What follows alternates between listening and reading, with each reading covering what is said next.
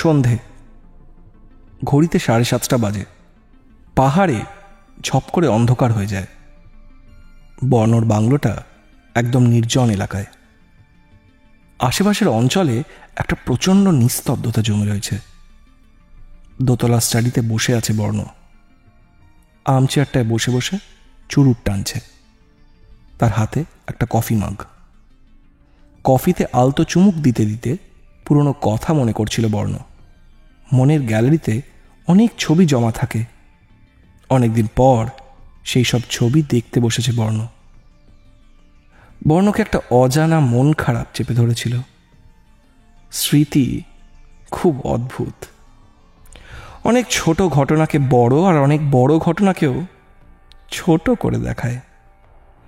ইস, সেদিন যদি সে একটু মন দিয়ে শর্তটা নিয়ে ভাবত, তাহলে হয়তো এত ঝামেলাই হতো না। এইসব পুরনো দিনের কথা নিয়ে কাটাছেঁড়া করছিল বর্ণ। ও তখন কিছুই ভাবেনি। একটু ভালো থাকার লোভে এই বাংলোটায় চলে এসেছিল। বর্ণর বাবা বারণ করেছিল। সে বর্ণকে বলেছিল, বিষয়টা কিন্তু আমার ভালো ঠেকছে না। এত লোকজন তো আছে, অনিমেষে নিজের 2 ছেলে আছে, তাহলে তোকে কেন? সবাই থাকতে তোকে কেন এত কিছু দিয়ে গেছে? বর্ণর মা এইসব শুনে খুব রেগে গিয়েছিল। মা বলেছিল, তোমার যেন সব কিছুতেই আপত্তি।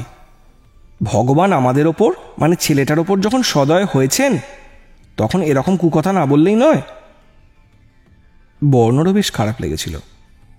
ও মনে মনে ভেবেছিল, অনিমেষ জেঠুর বহু বছর আগেই ডিভোর্স হয়ে গেছে। 2 ছেলেও ওর সাথে থাকতো না। ওরা কেউই আর্ট নিয়েও কিছু করেনি। তাহলে কেন ওদের টাকা দেবেন জেঠু? বর্ণ ছবি আঁকে, আর্ট কলেজে পড়েছে, এসব হয়তো জেঠু খবর নিয়েছিলেন। আর ছোটবেলায় তো জেঠুর বর্ণকে বেশ পছন্দ করতেন।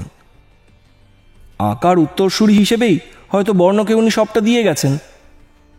বর্ণ তখন বেশ রেগেই মাকে বলেছিল, সব কিছু জটিল করে ভাবাটা না বাবার অভ্যেস হয়ে গেছে। দলে ভারী ছিল বর্ণ আর তার মা, তাই হার স্বীকার করে নেন বর্ণর বাবা। তিনি শুধু বলেন, দাদা খুব একটা সুবিধের লোক নয়।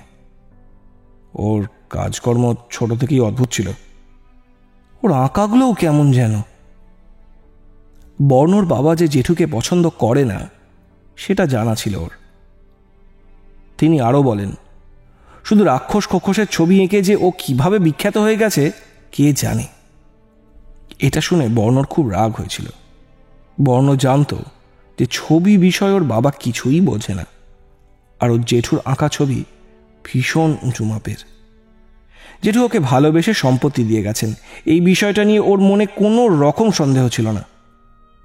কিন্তু এখন এই শর্তটাই বর্ণর জীবনে এত সমস্যা তৈরি করে চলেছে। শর্তটা ভীষণ অদ্ভুত। শর্তর বিষয়টা প্রথম তার বাবাই লক্ষ্য করে। বর্ণর বাবা কাগজটা নাড়াচাড়া করতে করতে হঠাৎ বললেন, আরে এ কি, এ আবার কি বিদঘুটে আবদার? বর্ণ আর তার মা বেশ চমকে যায়। কি হলো আবার? গ্যাসের দাম বেড়ে গেছে নাকি? রান্নাঘর থেকে প্রায় দৌড়ে এসে বর্ণর মা প্রশ্নটা করেছিল। বর্ণ বলেছিল, না গো, মনে হয় আবার লকডাউন হবে। সেদিন তো সারা কলকাতায় ঘুরলাম, একটাও লোককে মাস্ক পরতে দেখলাম না। বাবা বেশ বিরক্ত হয়েই বলেছিল, আরে ওসব কিছু না, এই চিঠিটা ভালো করে পড়ছিলাম। এই শর্তটা তোমরা কেউ দেখোনি? কোন শর্ত? বর্ণ বেশ অবাক হয়েই প্রশ্ন করেছিল। এই যে দেখো। চিঠিটার নিচের দিকে আঙুল দিয়ে দেখিয়ে দিয়েছিল বর্ণর বাবা। চিঠিটা তার আগে ভালো করে পড়েনি বর্ণ। এই শর্তটা ওর নজর এড়িয়ে গিয়েছিল। সত্যি তো, বড্ড অদ্ভুত। এমন একটা শর্ত আরোপ করা কি আইনত? জানত না বর্ণ। তবে এই সামান্য বিষয়টার জন্য অত টাকা ফিরিয়ে দেওয়া বোকামি হতো। কি ছিল শর্তটায়? অনিমেষবাবুর সম্পত্তির অ্যাক্সেস পেতে হলে বর্ণকে বছরের অর্ধেক সময়, অর্থাৎ 6 মাস থাকতে হবে অনিমেষবাবুর পাহাড়ি বাংলোয়।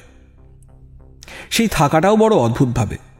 একটানা 3 সপ্তাহের বেশি থাকা যাবে না, তবে অন্তত 2 সপ্তাহ থাকতেই হবে, আর বাংলোয় থাকার সময় অন্য কাউকে বেশি দিন সঙ্গে রাখা যাবে না। যতটা সম্ভব একা থাকতে হবে। 2 সপ্তাহ থাকার সময় কখনোই বাংলো ছেড়ে বেরোনো যাবে না।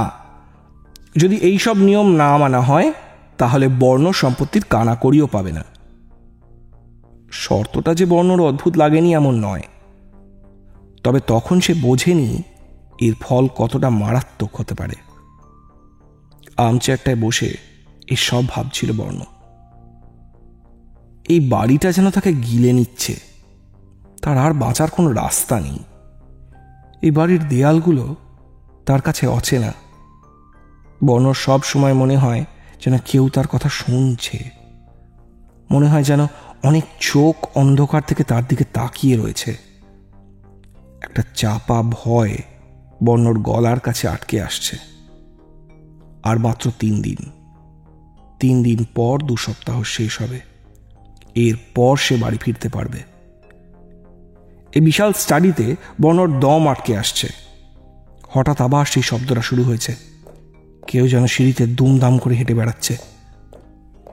এবার বর্ণর আবার ভয় পেল। চেয়ারে বসে না থেকে উঠে পড়ল। দরজার বাইরে শব্দটা ক্রমশই বেড়ে চলেছে। বর্ণর খুব ভয় করছে।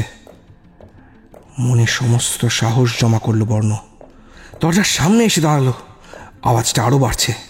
মনে হচ্ছে যেন দরজার বাইরেই কেউ অপেক্ষা করছে বর্ণর জন্য। বর্ণ আস্তে আস্তে দরজার হাতলে হাত দিল। লোহার হাতলটা ভীষণ ঠান্ডা। সারা শরীর কেঁপে উঠল বর্ণর। হাতলটা ঘোরালো। একটা শব্দ করে দরজাটা খুলে গেল। দরজার বাইরে এক রাশ অন্ধকার জমাট বেঁধে রয়েছে। হঠাৎ আলো থেকে অন্ধকারে আসায় ওর চোখে কিছু দেখতে পাচ্ছিল না। সেই শব্দটা এখনো হচ্ছে, যেন ঠিক ওর সামনেই কেউ দাঁড়িয়ে আছে। সেই ছায়ামূর্তি খুব জোরে জোরে পা ঠুকছে। অন্ধকারটা এবার বেশ সহ্য হয়ে গেল বর্ণর চোখে। সে দেখতে পাচ্ছে সবই। দেখতে পেয়ে তার রক্ত হিম হয়ে এলো। সারা দেহে কাঁটা দিচ্ছে বর্ণর। বর্ণ দেখল একজোড়া জ্বলন্ত চোখ। সেই চোখ দুটো অন্ধকার থেকে ওর দিকে তাকিয়ে রয়েছে। আশেপাশে কোনো শব্দ নেই। হঠাৎ করে ওই পা ঠোকার শব্দটা এখন বন্ধ হয়ে গেল। বর্ণ বুঝল যে করিডোরেও একা নেই। তার শরীর অবশ হয়ে যেতে লাগলো। করিডোর থেকে সে আর নড়াচড়া করতে পারছে না। হাত পা ঠান্ডা হয়ে আসতে লাগলো বর্ণর। হঠাৎ বর্ণর একটা জোর ধাক্কা লাগলো। করিডোর থেকেই ঘরের ভিতরে ছিটকে পড়ল বর্ণ। এত জোরে ধাক্কা সে কখনো খায়নি। মেঝেতে পড়ে মাথায় চোট পেল বর্ণর। তার মাথায় যন্ত্রণা করছে। কিছু বুঝে ওঠার আগেই সে জ্ঞান হারালো। শুধু চোখ বন্ধ করার আগে দেখল বিশাল একটা ছায়ামূর্তি দরজায় দাঁড়িয়ে আছে। তার দুটো চোখই চলছে। ছায়ামূর্তির আকৃতি অনেকটা মানুষের মতো, কিন্তু এ কখনোই মানুষ নয়। তবে এই আকৃতি কেমন যেন চেনা লাগলো বর্ণর। তারপর বর্ণর আর কিছুই মনে নেই। সে অজ্ঞান হয়ে যায়। সমস্ত স্টাডি জুড়ে অন্ধকার জমাট বাঁধছিল। সেই শয়তান ছায়ামূর্তি ঝুঁকে দেখে নিচ্ছিল বর্ণর মুখ। তার মুখে এক পৈশাচিক হাসি। এই দমচাপা হাসির শব্দে বাংলোর দেয়ালগুলো কাঁপতে লাগলো।